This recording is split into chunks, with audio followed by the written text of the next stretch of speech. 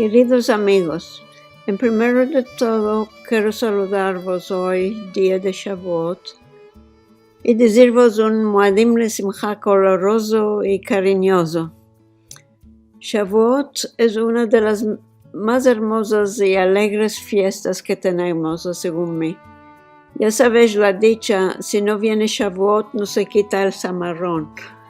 En mi chiquez en Turquía, esta dicha quería decir que en Shavuot no solo que ya podíamos quitarnos los paltos pesgados de invierno, mas que ya era la fin de todo lo pesgado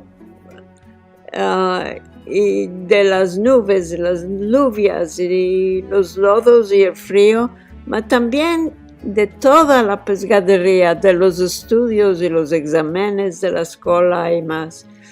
De ahora en adelante todo iba a ser más liviano y alegre, y así será, inshallah, para todos nosotros, y mismo para los que están en el hemisferio del sur del mundo, afilú con vuestros zamarrones para el invierno, todo que sea alegría, fiestas de alegría a todos y Shabbat alegre para todos. Amén.